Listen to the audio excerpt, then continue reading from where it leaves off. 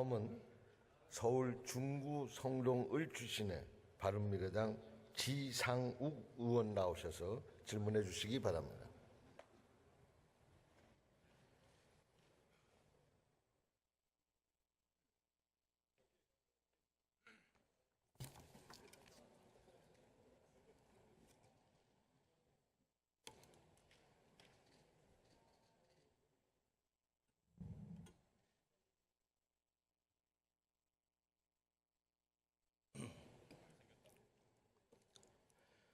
존경하고 사랑하는 국민 여러분, 그리고 문희상 의장님, 또 선배 동료 의원 여러분, 대한민국 수도의 서울, 심장, 중구와 성동구의 옥수동, 금호동을 지역구로 둔 바른미래당 지상욱입니다. 요즘 이런 말이 있습니다. 10대는 꿈이 없고, 20대는 답이 없고, 30대는 집이 없고, 40대는 내가 없고, 50대는 일이 없고, 60대 이후에는 낙이 없다, 이런 말이 있습니다. 있다, 된다가 아닙니다. 없다, 안 된다라는 얘기입니다. 지금 대한민국의 실체를 이만큼 통렬하게 비판하는 말은 없는 것 같습니다. 자, 총리님 좀 나와 주시겠습니까?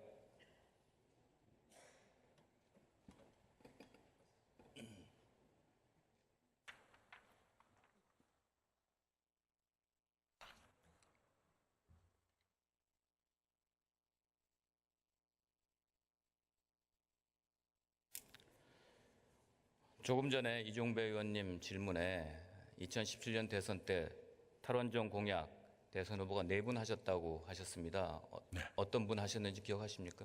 네, 홍준표 대표를 빼고는 다 하셨습니다. 네, 잘못 알고 계십니다. 바른정당의 대선 후보였던 유승민 후보도 탈원전 공약을 한 적이 없었습니다. 참고하시길 부탁드립니다. 원전 의존도의 완화를 말씀하셨습니다. 한번 확인해 주시길 부탁드립니다. 총리께서는 10대 어떤 꿈을 꾸셨습니까? 꿈이 왔다 갔다 했습니다. 네. 그 왔다 갔다 한 꿈을 다 이루셨습니까? 꼭 그렇지는 않습니다. 우리나라 10대 청소년은 성적 지상주의, 입시제도에 너무 과도한 학업 스트레스에 빠져 있습니다. 경제는 이렇게 어려운데 문재인 정부 들어서 학생들 1인당 사교육비는 역대 최대입니다. 이유가 뭐라고 생각하십니까? 네, 우선은 대학 입시 정책이 작년에 불확실한 상태가 몇 개월간 계속된 일이 있었습니다. 그것이 작용했다고 보고요. 또 하나는 아주 확실한 것은 아닙니다만 일부 교육청에서 야간 자율학습을 폐지했습니다. 야간 자율학습을 폐지하면 아이들이 더 발랄하고 창의적으로 자랄 거로 기대했는데 그것이 잘못하면 사교육의 시간만 늘리는 결과를 가져올 수도 있습니다. 그리고 이제 작년만의 문제는 아닙니다만 아이를 적게 낳을수록 아이에 대한 투자가 늘어나는 그런 영향도 있지 않았는가 생각합니다. 네, 다 일리 있는 말씀이신데요. 가장 중요한 거는 교육부 장관조차도 위장전입을 서슴지 않는 대입 만능주의가 가장 큰 원인이라고 저는 생각합니다. 한 번의 선택으로 평생 직업의 선택권과 지위가 결정되는 그 시스템에 대한 근본적 전환이 필요하다고 생각합니다. 동의하십니까? 네. 지금 희망을 키우기보다는 절망에 적응하게 만드는 것이 지금 문재인 정부라고 국민들은 아우성이 높습니다. 참고하시길 바랍니다. 20대는 답이 없는 인생입니다. 일하고 싶어도 뽑아주지 않는 세상입니다. 혹시 문송합니다. 이런 말 들어보신 적 있습니까? 짐작이 갑니다. 네, 원래는 문과여서 죄송합니다 하는 자조적인 말이었는데요. 요새는 젊은이들이 문재인 대통령 뽑아서 죄송합니다 라는 말로 변했답니다. 총리께서 책임을 좀 통감하셔야 되지 않겠습니까? 네, 깊게 인식하고 있습니다. 대부분의 일자리는 중소기업에서 나온다고 합니다. 공무원 일자리 만들겠다는 그 예산, 그 돈 모아서 중소기업, 스타트업 육성에 투자했으면 매우 달라졌을 거라고 생각을 합니다. 2015년 이후 최고의 체감 실업률을 지금 자랑하고 있습니다. 지난해 일자리 늘리라고 준 예산을 기업은 자동화 설비에 쓰고 고용된 사람을 자르는데 사용하기도 했습니다. 올해도 이런 예산 또 호응해 두고 막 뿌리면서 사용하실 겁니까? 내 예산이 좀 더 본래 취지에 맞게 집행되도록 꼼꼼하게 살피겠습니다. 제발 왜곡된 데이터 신봉 마시고 직접 총리께서 체크해 주시기를 부탁드립니다. 30대는 어떻습니까? 아무리 노력해도 살 곳 마련이 어렵습니다. 총리께서는 사회생활 몇 년 만에 집을 장만하셨습니까? 헤아릴 수 없이 많이 이사를 다녔습니다. 기억도 못하겠는데 맨 처음 살았던 것은 봉천동의 어느 단독주택 2층에 세대로 살았던 기억이 있습니다. 30대 후반쯤에 제 집을 가졌던 것 아닌가 싶습니다.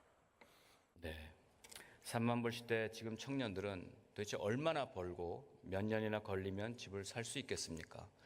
총리님 집 사셨을 때하고 지금 상황이 많이 다른 것 같습니다. 답변 줄 수 있겠습니까? 네, 더 어려워졌다는 것을 잘 알고 있습니다. 그리고 제가 야당 국회의원 할 때나 기자할 때나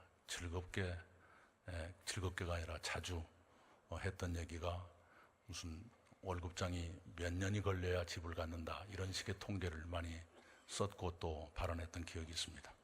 네, 사회 초년생은 신용도 부족하고 대출도 어렵습니다. 집은 살아가는 곳인데 이제는 사고 파는 곳이 돼버렸습니다. 집값 잡는다고 오히려 집값만 올려놨습니다. 그 와중에도 고위직들은 쏠쏠하게 재미까지 봤습니다. 자, 30대 실수요자가 청약제도를 통해서 집을 얻을 수 있습니까? 답변 주시겠습니까? 예, 만만치 않을 거라 생각합니다. 특히 100% 가점제 그게 도입된 이후로 1인 가구 신혼부부들은 오히려 역차별 받아서 더 어려워졌습니다. 알고 계시죠? 네, 정책의 실행 과정에서 취지와 다른 결과가 나오는 일이 왕왕 있습니다. 네, 잘 들여다봐 주시길 바라겠습니다. 정교하게 보겠습니다. 네. 40대를 얘기해 보겠습니다. 40대는 내가 없다입니다. 40대 취업자 수가 28년 만에 가장 크게 감소했습니다. 알고 계시죠? 네, 그건 아까도 말씀드린 것처럼 인구 감소의 영향도 있을 거고요. 40대 남자는 취업률이 고용률이 92%쯤 될 겁니다. 지금 40대들이요. 20대 때는 IMF 경제 위기로 또 20년 후인 지금은 구조조정과 급격한 최저임금 인상으로 완전히 버림받은 세대라고 자주 합니다. 40대 빈곤율 이렇게 상승하는 이유 조금 전에 말씀 주셨는데 제가 볼 때는 일자리도 없는데 돈만 먹고 자란 자녀들이라고 해서 자조적인 얘기를 합니다. 양육해야 됩니다. 집 마련하고 유지해야 됩니다. 부담이 힘듭니다. 거기다가 10대, 20대, 30대 누적된 그런 채무가 목을 조르고 있습니다. 네, 저희가 주거복지 정책에 각별히 역점을 두고 추진하고 있습니다. 국토부 장관이 그에 관한 상세한 통계를 가지고 있습니다만 앞으로도 되도록이면 빨리 집을 가질 수 있도록 특히 청년이나 중년들이 집 문제 때문에 좌절하는 일이 없도록 더욱 노력하겠습니다. 도와주십시오. 세대별로 고통받는 문재인 대통령 효과는 여기서 끝이 아닙니다. 50대는 일이 없습니다. 100세 시대를 맞이했는데 이제 반밖에 살지 않았는데 직장에서 퇴출당합니다. 내 자신을 챙기기도 어려운데 독립하지 못한 자녀들 챙겨야 되고 부모님까지 모셔야 됩니다. 지난해 50대 가처분 소득이 금융위기 이후에 가장 낮은 수준입니다. 쓸 수 있는 돈이 없다는 뜻입니다. 왜 그렇다고 보십니까? 네, 우선은 좋은 일자리를 갖지 못한 분들이 계실 것이고요. 그게 제일 큰 이유가 아닐까 생각합니다. 50대라면 그렇게 생각합니다. 도대체 소득 주도 성장의 성과는 도대체 어디 있는 겁니까? 아까도 제가 말씀드린 바가 있습니다. 의료비가 많이 경감이 됐고요. 사회안전망 확충 과정에 있고 임금 근로자의 경우에는 소득이 올라간다든가 임금 격차가 완화된다든가 저임금 근로자의 숫자가 줄어든다든가 하는 긍정적인 성과가 있습니다만 그러나 그 고용시장에서 배제되신 분들 또는 그 최저임금을 지불할 여력이 없는 소상공인들의 고통이 크다는 것은 잘 알고 있습니다. 네, 일리 있는 말씀이시고요. 조기 은퇴해서 벌이가 없습니다. 그럼에도 가족을 부양해야 됩니다. 금리가 올라서 이자 더 내야지. 공시가를 급격하게 올리니까 세금 더 내야지. 거기에 따른 보험, 연금 지출도 많아집니다. 복지급여로 못 받게 되는 일까지 생기게 됩니다.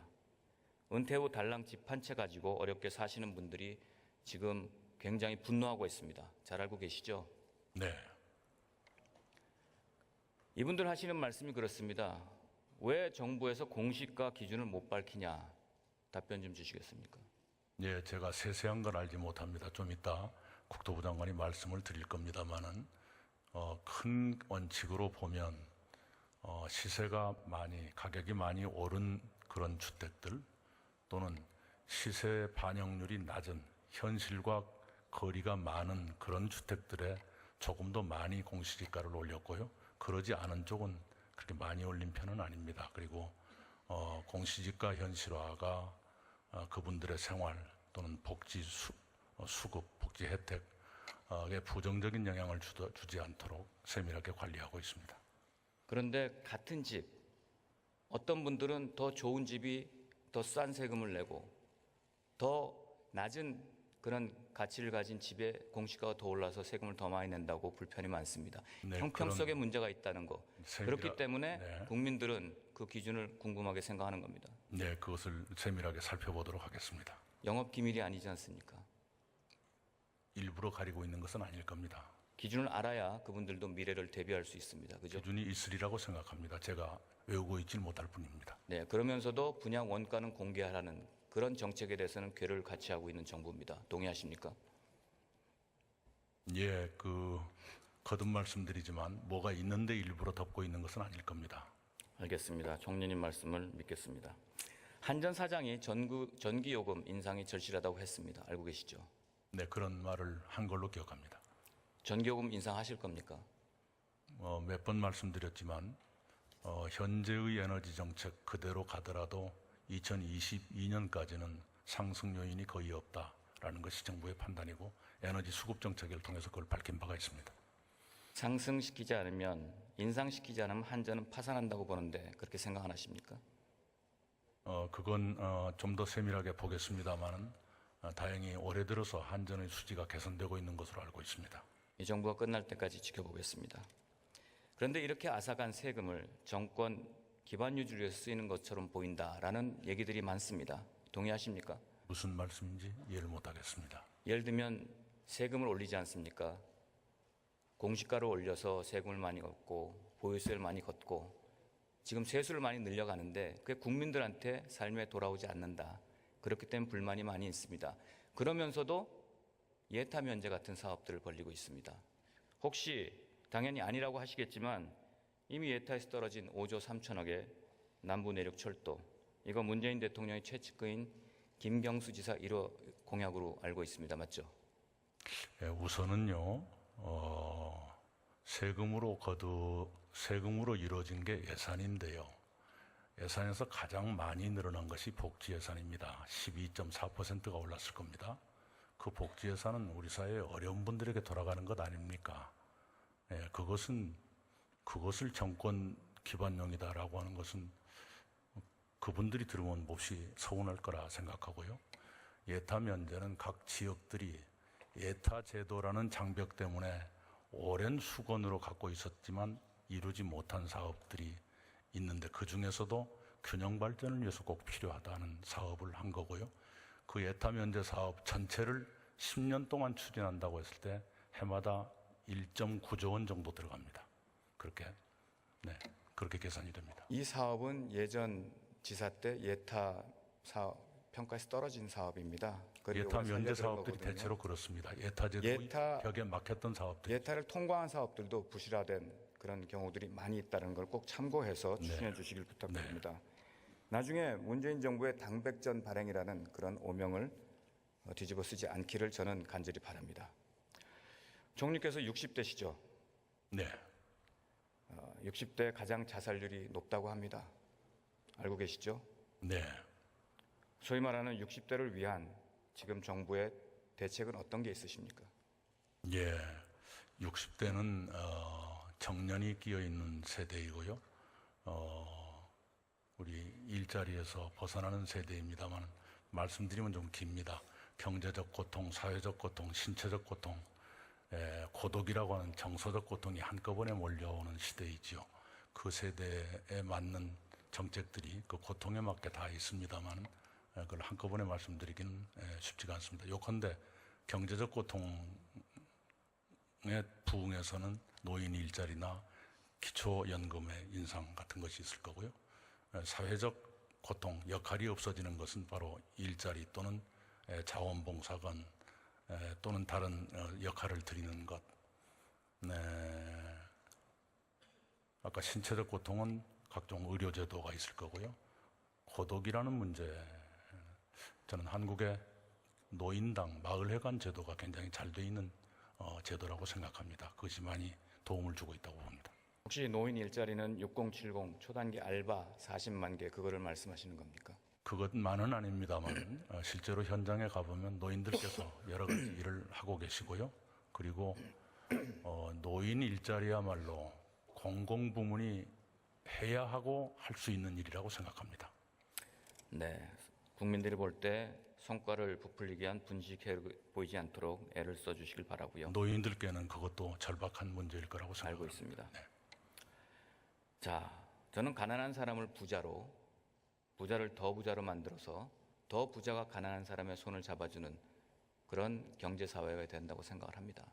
하지만 이 정부는 부자는 부자대로, 가난한 분은 가난한 분대로 모두 도움이 되지 않고 있다 하는 것을 총리께서 꼭 유념해 주시기를 바라고요. 부탁을 드리겠습니다. 네, 유념하겠습니다. 들어가셔도 좋습니다.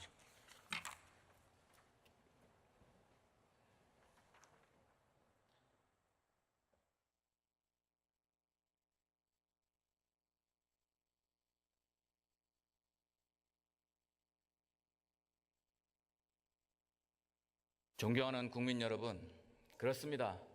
우리 부모님, 할머니, 할아버지가 허리띠를 졸라매고 저희를 키우셨던 그 어려웠던 시절에는 10대 꿈을 키웠고 20대 답을 찾았으며 30대는 작더라도 내 집을 마련했습니다.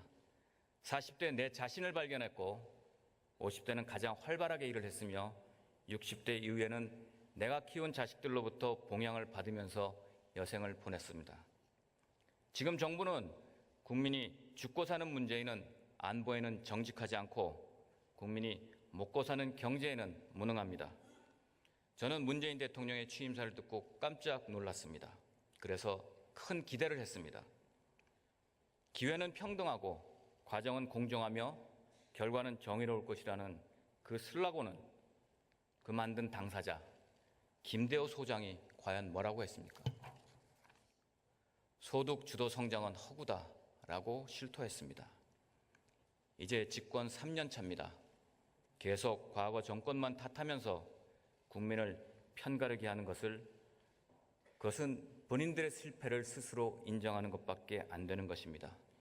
김대중 전 대통령께서 외환위기 때 금모으기 운동으로 국민을 하나로 모아서 위기를 극복한 사실을 잊어서는 안 될 것입니다.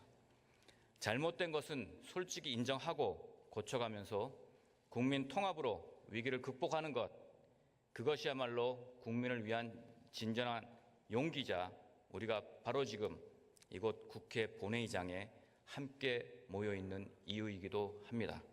경청해 주셔서 감사합니다.